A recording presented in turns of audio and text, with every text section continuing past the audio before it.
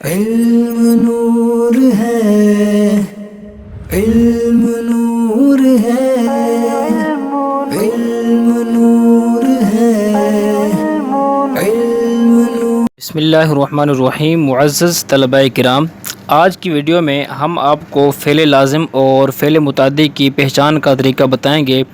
اگرچہ اس سے پہلے بھی فعل لازم اور فعل متعدی کی پہچان کے 17 طریقے ہمارے چینل پر اپلوڈ ہیں۔ ہماری جو عربک گرامر سیریز ہے اس کے اندر ہم نے یہ بتایا تھا کہ فعل لازم اور فعل متعدی کو پہچاننے کے 17 طریقے ایسے ہیں جن کے ذریعے سے ہم پہچان سکتے ہیں کہ یہ فعل لازم ہے یا یہ فعل متعدی ہے۔ آج کی جو ویڈیو ہے ہم پھر فعل لازم اور فعل متعدی کے متعلق بنانا چاہ رہے ہیں، اس لیے کہ فعل لازم کی پہچان قدر مشکل معلوم ہوتی ہے طلباء کرام کو۔ فعل متعدی کی تو پہچان آسان ہے کہ اس کا مفعول بھی اگر ذکر ہوگا تو ہم یہ بغیر کسی جھجک کے اور بغیر سوچے سمجھے کہہ دیں گے کہ یہ فعل متعدی ہے۔ اور فعل لازم چونکہ اس کا سمجھنا تھوڑا مشکل ہو جاتا ہے، اس لیے ہم دوبارہ اس حوالے سے ایک ویڈیو بنا رہے ہیں اور ایک نئے انداز میں بنا رہے ہیں۔ فعل لازمی اور متعدی کی پہچان کا طریقہ یہ ہے کہ جس فعل کے بارے معلوم کرنا ہو کہ یہ لازم ہے متعدی ہے، آپ نے کیا کرنا ہے؟ آپ نے اب معلوم کرنا ہے کہ یہ فعل لازم ہے یا فعل متعدی ہے۔ اب آپ نے کرنا یہ ہے کہ اس فعل کی آپ نے ماضی لے لینی ہے، ٹھیک ہے؟ ماضی لے کر ماضی کے آپ نے اس کا ترجمہ کرنا ہے۔ جس فعل کے بارے میں آپ نے پہچاننا ہے کہ یہ فعل لازم ہے یا متعدی ہے، اس فعل کی آپ نے ماضی لے لینی ہے۔ پھر ماضی لے کر آپ نے فاعل کے بارے میں سوال کرنا ہے۔ اگر سوال میں لفظ کون آئے تو وہ فعل لازم ہوگا، اور اگر کس نے کا لفظ سوال میں آئے تو اس صورت میں وہ فعل متعدی ہوگا، ٹھیک ہے؟ دو علامتیں میں نے بتائی ہیں۔ ہم نے سب سے پہلے اگر کسی فعل کے بارے میں ہم نے یہ پتہ کرنا ہے کہ یہ فعل لازم ہے یا فعل متعدی ہے، تو سب سے پہلے ہم نے اس کی ماضی نکالنی ہے۔ کوئی بھی یعنی فعل ہو، فعل مضارع ہو، فعل امر ہو، فعل نہی ہو، کوئی بھی فعل ہو، تو ہم نے پہلے اس کی ماضی نکالنی ہے، ٹھیک ہے؟ پھر ہم نے ماضی نکال کر اس کا ترجمہ کرنا ہے۔ ترجمہ کرنے کے بعد فاعل کے بارے میں سوال کرنا ہے۔ اگر سوال میں کون کا لفظ آئے گا تو وہ فعل لازم ہوگا، اگر سوال میں کس نے کا لفظ آئے گا تو وہ فعل متعدی ہوگا۔ مثال کے طور پر تذهبون، اب تذهبون یہ صیغہ ہے، ہم نے یہ معلوم کرنا ہے کہ تذهبون یہ جو ہے نا لازم ہے یا متعدی ہے۔ تو اب ہم نے تذهبون کی ماضی نکالنی ہے۔ تذهبون کی ماضی ہے ذهب، ذهب يذهب سے آتا ہے تذهبون، اب اس کی ماضی ہے ذهب۔ اس کا ترجمہ کرنا ہے ہم نے، اس کا ترجمہ ہے کہ وہ گیا، وہ گیا۔ اب ہم اس کے فاعل کے بارے میں سوال کریں گے تو اس کے جواب میں کیا آئے گا؟ کسی نے کہا وہ گیا، تو ہم نے سوال کیا کون گیا؟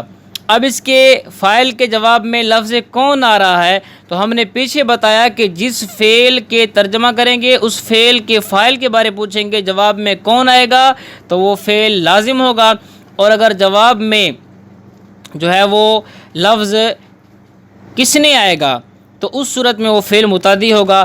اب تذهبون کہ ہم نے ماضی نکالی، ماضی اس کی ذهب ہے، اس کا ترجمہ کیا، ترجمہ ہے وہ گیا۔ اب ہم نے اس کے فاعل کے بارے میں سوال کیا کہ کون گیا، تو اس کے فاعل کے جواب میں لفظ کون گیا آیا ہے، تو لہٰذا یہ تذهبون فعل لازم ہے۔ اور اب ہم نے ایک متعدی کی مثال بھی دینی ہے آپ کو، جیسے مثال کے طور پر تضربون، یہ مضارع ہے، جمع مذکر حاضر کا صیغہ ہے، تو اب ہم نے اس کی پہچان کرنی ہے کہ بھئی یہ لازم ہے متعدی ہے۔ ہم نے آپ کو بتایا تھا کہ پہلے ہم نے ماضی نکالنی ہے۔ تضربون کی ماضی آتی ہے ضرب، یضرب اس کی مضارع ہے، ضرب اس کی ماضی ہے۔ اب ضرب کا ترجمہ کیا مارا اس ایک مرد نے یا اس نے مارا، اس کا ترجمہ ہے۔ اب فاعل کے بارے میں ہم نے سوال کرنا ہے کس نے مارا، یعنی کسی نے کہا اس نے مارا، تو سوال کریں گے اس کے فاعل کے متعلق کہ کس نے مارا۔ اب اس کے سوال میں کیا آ رہا ہے؟ کس نے کا لفظ آ رہا ہے۔ تو ہم نے پہلے بتایا کہ اگر سوال کے جواب میں یعنی جو اس کے فاعل کے متعلق سوال کریں تو اس کے اندر کس نے کا لفظ اگر آئے تو وہ لازمی طور پر فعل متعدی ہوگا۔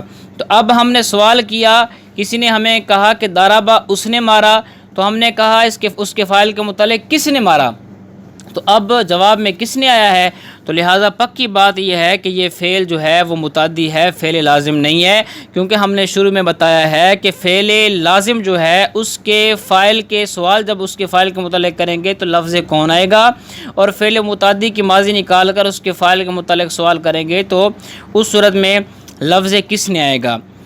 یہ ہم نے پہلے آپ کو ایک علامت بتائی ہے۔ دوسری علامت، ایسا فعل جو ذاتی خوبیوں اور طبعیتوں پر دلالت کرے، جیسے جوبن ہے، ٹھیک ہے، جابونا، یہ بندے کی خوبی ہے، بہادر ہونا، یعنی جبن کہتے ہیں بزدل کو۔ تو اب یہ بزدلی ہے، کسی کے اندر جو ہے طبیعت کے اندر بزدلی شامل ہے، ایک بزدل ہونا بھی اس کا وصفی ہے نا۔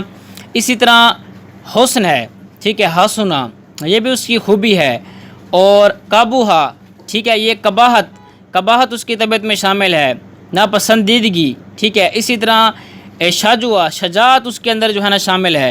تو ایسا فعل جو ذاتی خوبیوں اور طبیعتوں پر دلالت کرتا ہے وہ بھی پکی بات ہے، وہ کیا ہوگا، فعل لازم ہوگا۔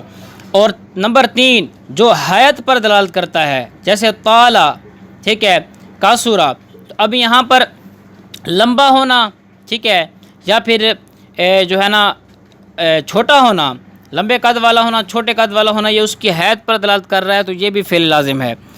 اسی طرح جو طہارت پر دلالت کرے وہ بھی فعل لازم ہوگا، جیسے طہارت ہے یا پھر نظافت ہے، ٹھیک ہے، یہ فعل اس کا ماضی طاہورا، نازوفا، تو یہ بھی جو ہے نا کس پر دلالت کرے گا، یہ جو طہارت پر دلالت کرے گا وہ بھی لازم ہوگا۔ جو میل کچیل پر دلالت کرے وہ بھی لازم ہوگا، جیسے وسخ ہے، دنس ہے، کزر ہے، نجس وغیرہ ہے۔ اسی طرح جو عرض غیر لازم، غیر متحرک پر دلالت کرے، عرض ہو، لازم نہ ہو اور غیر متحرک ہو، جیسے مرد ہے، بیمار ہونا، مرد ہے، ٹھیک ہے۔ اب بیمار ہونا یہ ایک عرض ہے، بیماری عرض ہے، یہ لازم نہیں ہے، غیر لازم ہے۔ بندے کو جو ہے نا یہ ایک مدت کے لیے آتی ہے، ایک وقت کے لیے آتی ہے، ہمیشہ کے لیے نہیں ہوتی، ٹھیک ہے، اور یہ غیر متحرک ہے، حرکت اس کے اندر نہیں ہوتی، ٹھیک ہے۔ اسی طرح کسل ہے، ٹھیک ہے، اسی طرح بندے کے نشاط ہے، اس کی جو ہے نا فرح ہے، حزن غم ہے، اسی طرح جو ہے نا وہ پیٹ کا بھرنا ہے، عطش ہے، جا ہے، ٹھیک ہے۔ یہ جو چیزیں ہیں یہ عرض ہیں، غیر لازم ہے، غیر متحرک ہیں، لہٰذا یہ بھی کیا ہوں گے، لازم ہوں گے۔ آگے نمبر 7 یہ ہے کہ جو رنگ پر دلالت کریں، جو افعال رنگ پر دلالت کریں گے وہ بھی فعل لازم ہوں گے، جیسے اخضر، احمر، اصفر، ٹھیک ہے، اور عدم۔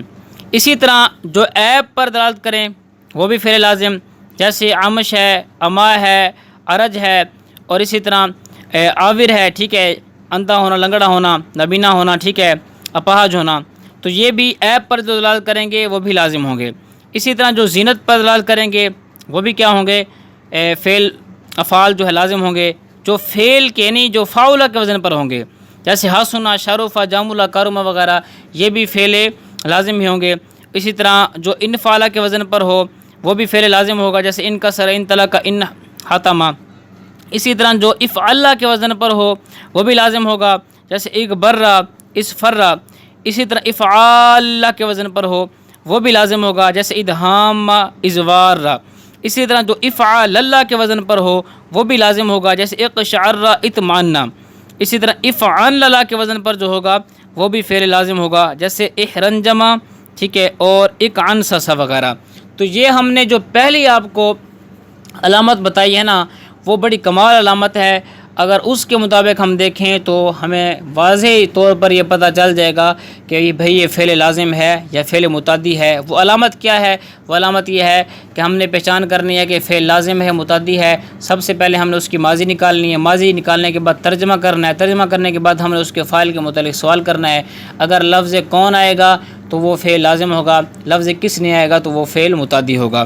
تو یہ ہم نے آپ کو بتایا۔ پھر جو طبیعتوں پر دلالت کرتے ہیں، حیض پر دلالت کرتا ہے، طہارت پر دلالت کرتا ہے، میل کچیل پر دلالت کرتا ہے، اسی طرح رنگ پر دلالت کرتا ہے، عیب پر، زینت پر، ٹھیک ہے، جو فاعلہ کے وزن پر ہے، انفعالہ کے وزن پر، افعالہ کے وزن پر، افعالہ کے وزن پر ہے، افعال اللہ کے وزن پر، افعال اللہ کے وزن پر ہے، تو وہ بھی فعل لازم ہی ہوں گے۔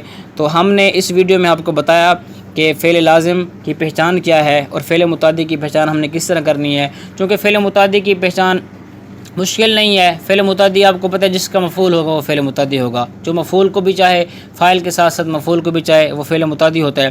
اور فعل لازم یہ ہوتا ہے کہ جو صرف اور صرف فاعل پر ہی اس کا گزارا ہو جاتا ہے، مفعول کی ضرورت نہیں ہوتی۔